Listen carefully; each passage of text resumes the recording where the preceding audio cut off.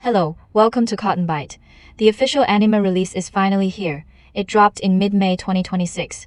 In one sentence, it's purpose-built for illustration and anime styles, packs 2 billion training parameters, and is an artistically specialized powerhouse that understands prompts incredibly well and nails art style reproduction.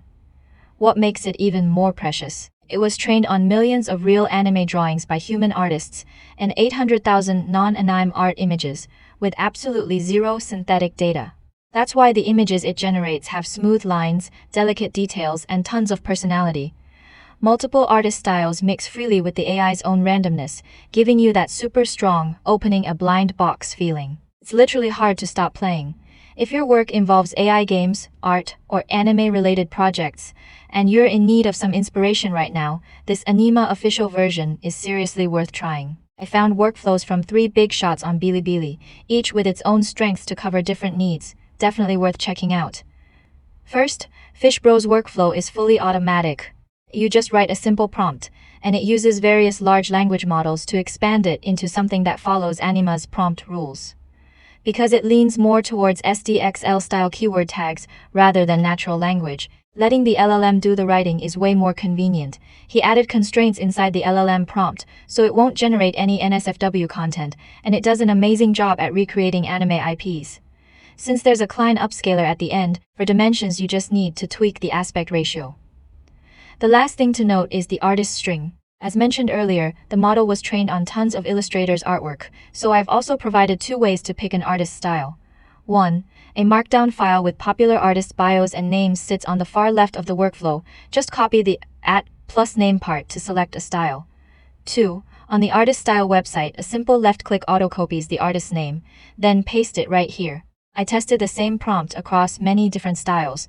The prompt was about an orange-toned girl's face and flowers, and the images came out in all kinds of styles, absolutely stunning.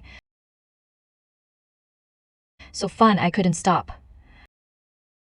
But you're probably asking, if the LLM rewrites the prompt every time, then the text is definitely different, so how can you do a fair comparison just by changing the artist string?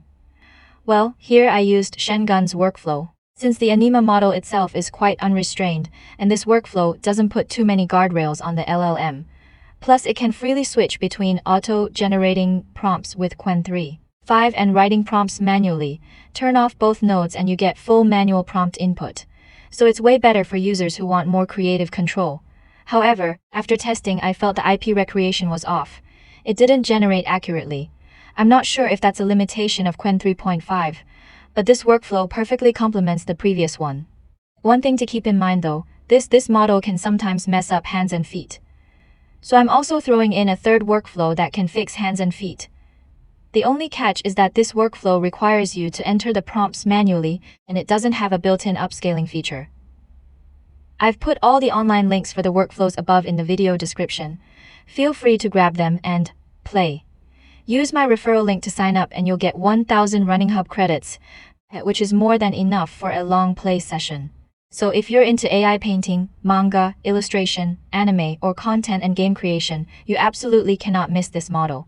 See you in the next video.